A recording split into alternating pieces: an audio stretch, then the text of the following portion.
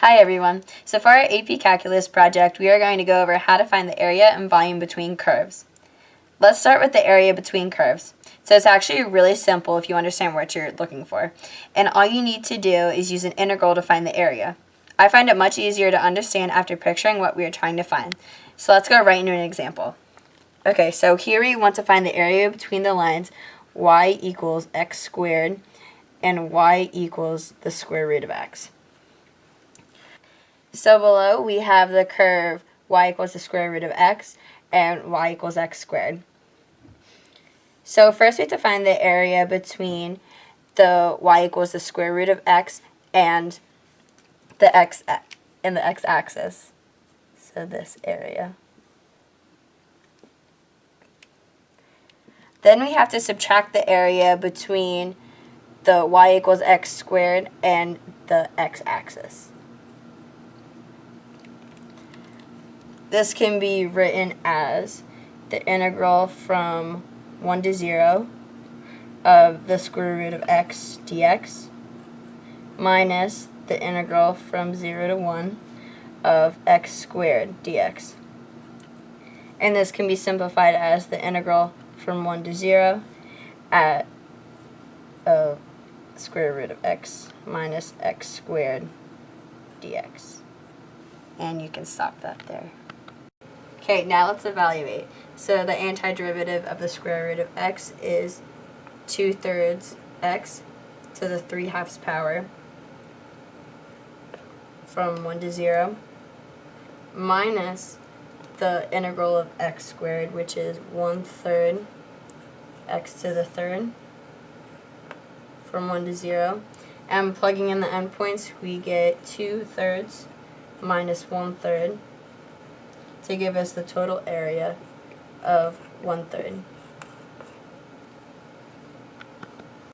Now let's move on to volume and cross sections. So a cross section is basically just a slice from a 3D shape, and the slices of the cross sections are the same shape yet different sizes. Similarly to area, we can use a definite integral to find the volume of a solid with specific cross sections on an interval. If the cross sections generated are perpendicular to the x-axis, then the areas will be a function of x denoted by a of x, the volume v, of the solid on the interval from a to b, and this can be visualized through v equals the integral from b to a of x dx. So here's an example. We're going to find the square cross sections of y equals the square root of x. This can be visualized as taking a slice from the graph here and can also be seen as that. This is side B, and this length right here is dx. Region B is the area bounded by the x-axis and y equals 9 and y equals the square root of x. The base is perpendicular to the x-axis. V equals y of the top minus y of the bottom. Okay, the area of the square is represented by a equals b squared, and through the integral this can be written as the integral from 9 to 0 of the area of our cross section, which is going to be the square root of x squared dx. And integrated, this is going to be the integral from 9 to 0 x dx, which equals 1/2 x squared from 9 to 0, which gives us the answer after plugging in the numbers of 81/2. That's the total volume. But what if the cross sections are perpendicular to the y-axis? The areas of the cross sections will be functions of y denoted by a of y dy. The volume v of the solid on the y intervals from a to b. And that's our portion on cross sections. Now we're moving on to the disk method for rotating a curve around the x-axis. So it's like rotating each slice / cross cross-section around the x-axis, and it leaves you with a disc coin quarter looking shape. And it can be represented like the rotation around the axis.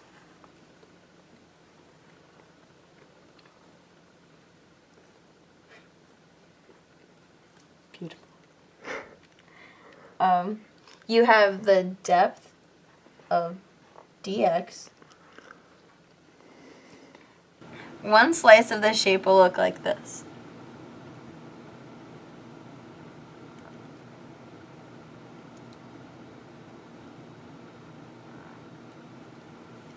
Its depth is dx, and the area of the face is pi r squared. The radius of the face is the height of the original rectangle, which is f of x, which in this case is x squared.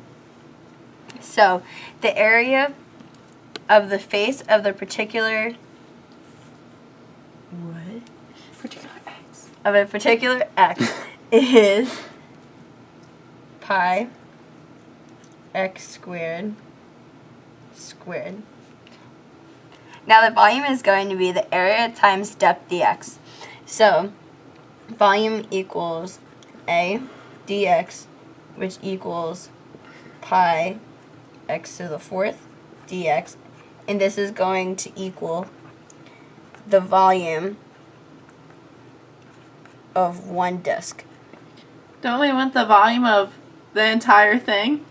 Yes, we do. To find the entire volume, we need to use the integral from 2 to 0 of pi x to the fourth dx. And when we integrate that, we can cast out the pi because it is a constant. And then when we integrate that, we are going to get pi times 1/5 x to the fifth from 2 to 0, which equals pi times 2 to the fifth over 5 minus 0 to the fifth over 5, which equals pi to the 32nd over 5 minus 0, which gives us the total volume of 32 pi over 5. Finally, we have reached the washer method. This is like cutting out the inside of a disc. This can be visualized as the y equals f of x, or y equals the square root of x curve rotating around the x-axis, and the y equals g of x, which equals x rotating around the x-axis as well. So you're going to get a shape that looks something like a disc, with this being the hole and that being the shape. So the area of this disc is pi times the outside radius, which for this one is going to be f of x squared. Now we subtract out the area of the inside circle. So we are going to subtract from this pi of g of x squared. So we have the overall area equaling pi times f of x squared minus pi times g of x squared. And this can be simplified as pi times f of x squared minus g of x squared. To find the volume, multiply the depth of each washer by this function. So the volume is going to equal the integral from 0 to 1 of pi times, we're going to substitute in our function for f of x, so that's going to be x minus x squared dx And then when we can cast out the pi because it's a constant, so we have pi and the integral from 1 to 0 of x minus x squared dx. And then when we integrate this, we are going to get pi times x squared over 2 minus x cubed over 3 on the integral from 1 to 0, and that's going to equal pi times 1/2 minus 1/3 to give us the total volume of pi over 6.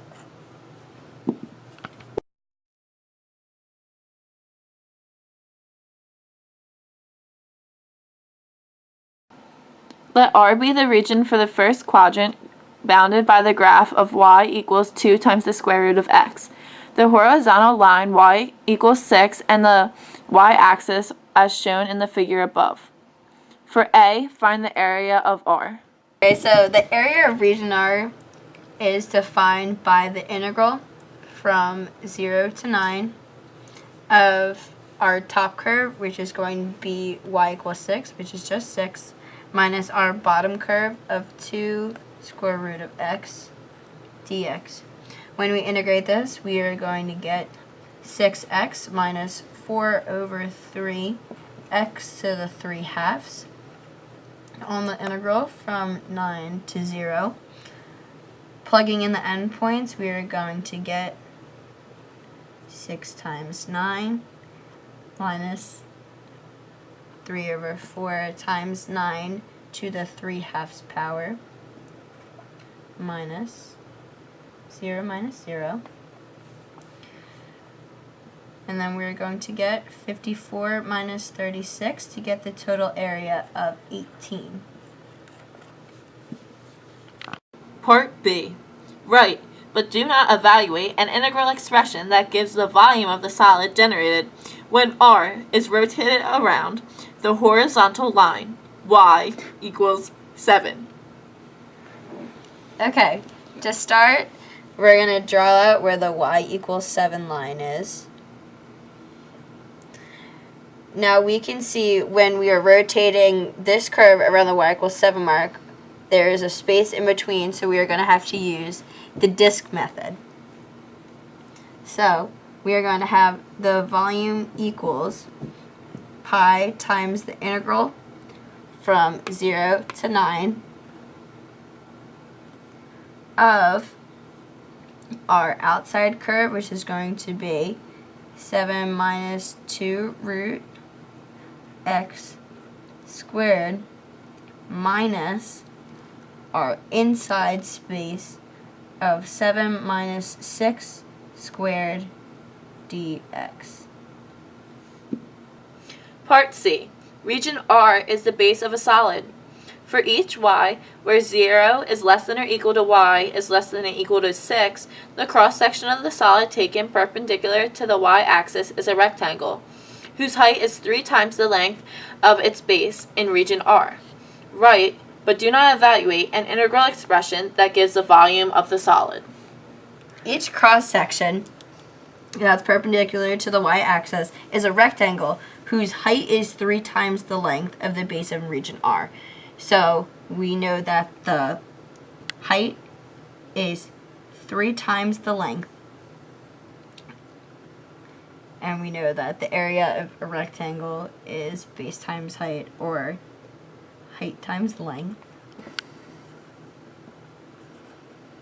So we can fill in what we know for height. Height in this case is going to be y squared over 4. And our length is going to be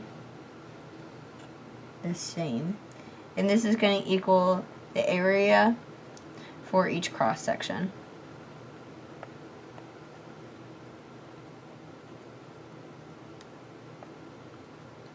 So knowing this, we can determine our equation for volume. So volume is going to equal the area of each cross section times dy, so that is going to be the integral from 0 to 6 of 3 over 16 y to the 4th dy. Thanks for watching.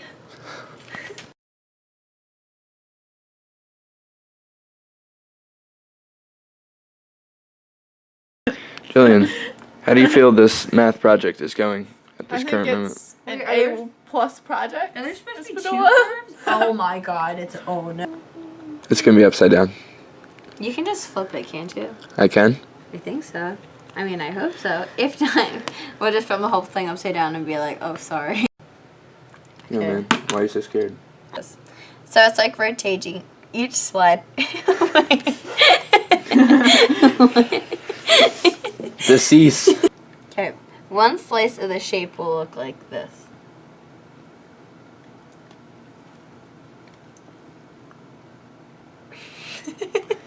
Like this.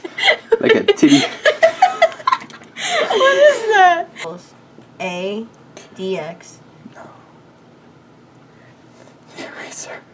Are you kidding me? Oh no. Okay, no. You're taking pictures of. Nope. Is that a go? Nope, it's a stop. Was it really? So, let's visualize where the y equals 7 line is. Y equals 7 is horizontal. I go, it's horizontal. It's what? Horizontal. I think. It's I right think. above. Sorry. Apologize. I'm sorry, Miss Padula.